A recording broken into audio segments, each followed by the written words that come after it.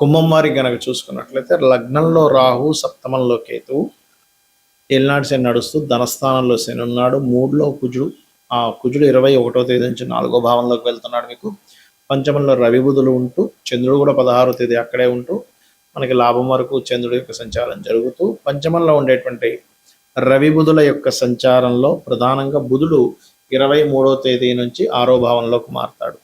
6లో ఉండేటువంటి గురు శుక్రులు, సప్తమంలో ఉండే కేతువు, ఈ యొక్క గ్రహస్థితిని అనుసరించి మీకు ఎలా ఉండబోతుంది ఈ యొక్క పక్షంలో అనేటువంటి అంశాలు చెప్తుంది నేనైనప్పటికీ చెప్పిస్తుంది సాక్షాత్ లలిత అమ్మవారిగా భావిస్తూ ఆ లలితాంబిక అమ్మవారి యొక్క అనుగ్రహం మీకు పరిపూర్ణంగా కలగాలని స్ఫూర్తి కోరుకుంటూ, ఎప్పుడైతే మీకు రాశిలో రాహు యొక్క సంచారం జరుగుతుందో ఏదో జరగబోతుంది, ఏదో అవ్వబోతుంది అనేటువంటి కాస్త భ్రమ ఎక్కువగా మిమ్మల్ని వెంటాడుతూ ఉంటుంది. ఏదో నెగిటివ్ ఎనర్జీ పట్టుకుందానో ఇలాంటివి ఉంటూ ఉంటాయి. కాబట్టి మీరు ఏం చేస్తారంటే చక్కగా ఇంట్లో గుగ్గిలం వేయండి.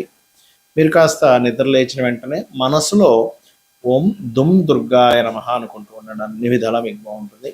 కాలభైరవుడు అష్టకం కానివ్వండి, లేకపోతే గమనించినట్లయితే 2వ భావంలో శని ఉన్నందుకు కాస్త ఆంజనేయ స్వామి ఆలయాలకు వెళ్ళడం ద్వారా కాస్త ధనపరమైనటువంటి విషయాలు గతంతో పోల్చుకుంటే కొంత బాగుంటుందని చెప్పుకోవాలి. ఎందుకంటే ఇక్కడ మీకు ఎప్పుడైతే ఈ గురువు శుక్రుడు శనిని వీక్షిస్తున్నాడో ఏలినాటి శని యొక్క ప్రభావం కూడా మీకు తగ్గుతుంది. కాకపోతే కొంత ధైర్యంగా కొన్ని నిర్ణయాలు తీసుకోవడం, డేరింగ్గా లేకపోతే కోపంగా ఇలాంటివి కొన్ని జరుగుతూ ఉంటాయి. కాబట్టి మీ కోపాన్ని మీరు కొంచెం అదుపులో పెట్టుకోవాలి. ధైర్యానికి మంచిది. స్పోర్ట్స్ రంగాల్లో ఉండేటువంటి వారికి చాలా మంచిది, అందులో ఎటువంటి సందేహం లేదు. అదేవిధంగా పంచమ స్థానంలో ఎప్పుడైతే ఈ 16వ తేదీ అమావాస్య తర్వాత రోజు ఏర్పడుతుందో సంతానం విషయంలోని, షేర్ మార్కెట్ విషయంలోని, స్నేహితుల విషయంలోని, ప్రేమ వ్యవహారాల విషయంలోని 16వ తేదీ ఎటువంటి తొందరపాటు నిర్ణయాలు తీసుకోకండి. కాస్త స్త్రీలతోని, గురువులతోని అనవసరమైన శత్రుత్వాలు వచ్చేటువంటి యోగం కనబడుతుంది. ధనభావంలో ఎప్పుడైతే శని ఉన్నాడో దాని మీద వీక్షణ ఉంటుంది. కాబట్టి కాస్త లోన్స్ లభించడం అయితే ఉంది, కానీ స్త్రీలతోని, గురువులతో అనవసరమైన శత్రుత్వాలు పెట్టుకోకండి. వివాహ సంబంధించినటువంటి విషయంలో కొంచెం ఈ రాబోయే 1-2 మంత్స్ కూడా కొంచెం డెసిషన్ తీసుకోకపోవడమే మంచిది మీకున్నటువంటి గ్రహస్థితి రీత్యా చూసుకుంటే. పార్ట్నర్షిప్స్ కావచ్చు, వివాహ సంబంధించిన విషయాలు కావచ్చు, మరియు కాస్త ఉద్యోగ సంబంధించిన విషయంలో కూడా 21వ తేదీ తర్వాత నుంచి మార్పు చూపిస్తుంది. వర్క్ ఫ్రమ్ హోమ్ అనుకోండి, ఇలాంటివి ఎక్కువగా చూపిస్తున్నాయి. ఇక మీరు నిత్యము చేయవలసింది సూర్య ఆరాధన, విష్ణు సహస్రనామాలు ఎక్కువగా శ్రవణం చేయండి. అన్ని విధాలు బాగుంటుంది. గోచార ఫలితాలు ఒక ఎత్తు అయితే, మీకు ఎప్పుడైనా గుర్తుపెట్టుకోండి మీ జన్మజాతకంలో అసలు ఏ కాంబినేషన్స్ ఉన్నాయని చూసుకోవాలి. అంటే ఎంతసేపు మనం జనాలకి బేసిక్కే అలవాటు అయిపోవడం వల్ల ఏలినాటి శని ఉందా లేదా ఇదే బేసిక్గా చూసుకుంటుంటారు. ఏలినాటి శని ఉందా, అర్ధాష్టమ శని ఉందా, అష్టమ శని ఉందా. రెండవది ఏమిటి అంటే వీటితో పాటు కాలసర్పయోగం ఏమైనా ఉందా, సర్పదోషాలు ఏమైనా ఉన్నాయా, మాతృదోషాలు ఉన్నాయా, పితృదోషాలు, ఇవి చూసుకుంటారు.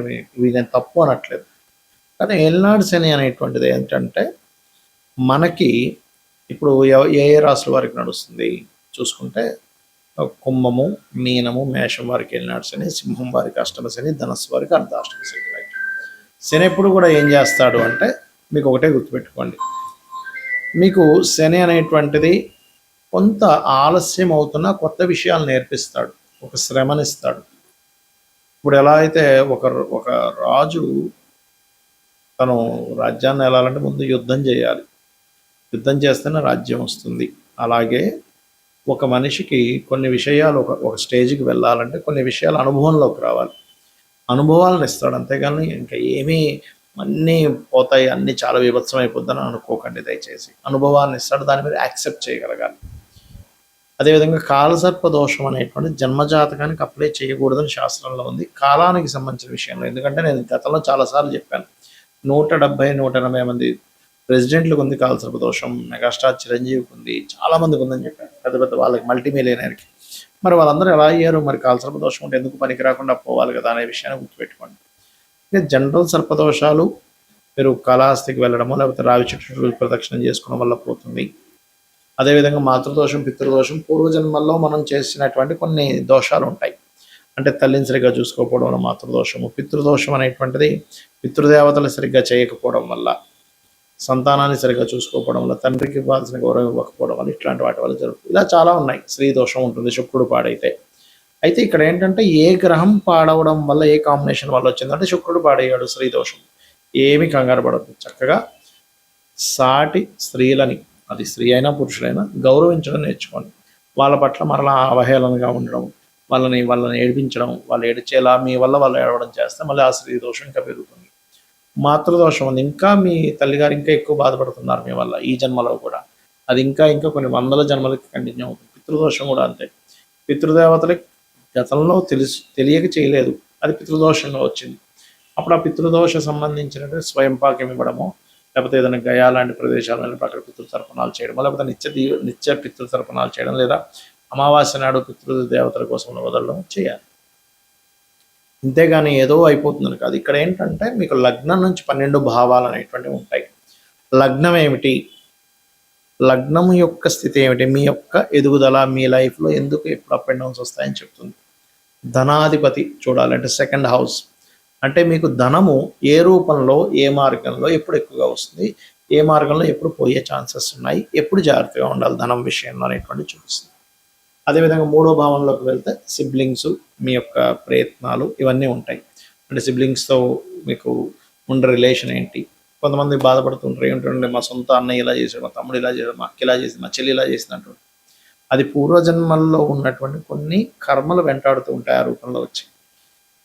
మన కర్మలన్నీ కూడా మన తల్లిదండ్రులు, పిల్లలు, అన్నదమ్ములు, అక్క చెల్లెళ్ళు, స్నేహితులు, దాయాదులు వీళ్ళ రూపంలోనే వస్తారు, గుర్తుపెట్టుకోండి.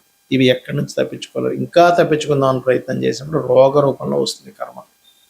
కాబట్టి మీ విద్యా విషయం, ప్రాపర్టీ విషయం 4వ భావంలోని, సంతాన అభివృద్ధి, సంతానం గురించి విషయాలని 5వ భావంలోని, రుణ రోగ శత్రు భావాలన్నీ 6వ భావంలోని, జీవిత భాగస్వామి ఎప్పుడు వస్తుంది, అసలు ఎప్పుడు వివాహం చేసుకోవాలి, ఎలాంటి ప్రయత్నం చేస్తే మీకు అవుతుంది, అసలు ఎందుకు ఇంత లేట్ అవడానికి కారణాలు ఏంటి అనేటువంటివి, ఏం చేస్తే మీకు వివాహం అవుతుంది 7వ భావంలోని, ఆకస్మిక సంఘటనలు, ఆయుష్ అంతా 8వ భావంలోని, తండ్రి, గురువులు, దేవతా క్షేత్రాలని భాగ్యభావంలోని, మీరు చేసే ఉద్యోగాలు దశమంలోని, మీరు చేసేటువంటి వ్యాపారాల లాభస్థానంలో, మీరు ఎప్పుడు ఇన్వెస్ట్మెంట్ చేయాలి, ఎప్పుడు పెట్టకూడదు, అసలు మీ పేరు మీద ఇన్వెస్ట్మెంట్ చేయొచ్చా చేయకూడదు అనేటువంటిది 12వ భావంలో ఉంటుంది.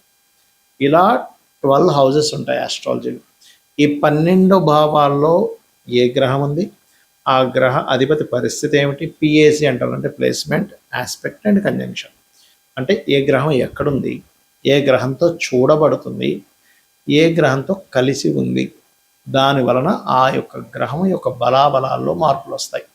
అంటే చిన్న ఎగ్జాంపుల్ చెప్తా చూడండి. ఇప్పుడు ఒక మనిషి ఉన్నాడు, అతను చిన్నప్పటి నుంచి అతని ఫ్రెండ్ సర్కిల్ కానీ అతనికి చెప్పే వాళ్ళు ఎవరూ సరిగ్గా లేక చదువుకోలేదు అనుకున్నాం, కాసేపు సరిగ్గా చదవలేదు.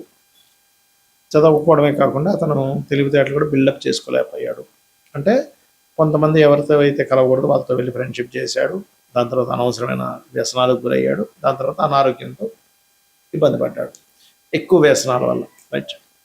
అంటే ఏంటి, ఒక మనిషి ఎలా అయితే ఎవరితో కలిశాడో, ఎవరి ఇన్ఫ్లుయెన్స్లోకి వెళ్ళాడో, ఎక్కడ నివసిస్తున్నాడో అనే ఎఫెక్ట్ ఎలా ఉంటుందో, అదేవిధంగా ఒక మనిషి మంచి తల్లిదండ్రులు, చెప్పేవాళ్ళు బాగున్నారు, బాగా ఇంటెలిజెంట్, బాగా చదువుకున్నాడు, మంచి వ్యాపారం పెట్టాడు, మంచి ఉద్యోగంలో జాయిన్ అయ్యాడు, లైఫ్ మంచి భార్య పిల్లలు వచ్చారు, లైఫ్ అంతా అద్భుతంగా ఉంది, మంచి గుర్తింపు ఉంది. అలాగే గ్రహం కూడా పాపగ్రహాలతో సంబంధం కలిగినప్పుడు, దాని పోర్ట్ఫోలియోస్ పాడైనప్పుడు ఆ భావం పాడవుతుంది. దాన్ని సెట్ చేసుకోగలగాలి. లేదా శుభగ్రహ సంబంధాలు వచ్చినప్పుడు ఆ భావం బాగుంటుంది, అదంతా ఫ్రూట్ఫుల్ ఇస్తుంది. ఇదంతా పూర్వజన్మ కర్మ వల్ల వస్తుందని అర్థం చేసుకుంటూ కనీసం ఈ జన్మలో అయినా తెలిసి ఎటువంటి బ్యాడ్ కర్మలు చేయకుండా ఉండాలి. శ్రీమాత్రేయ నమః.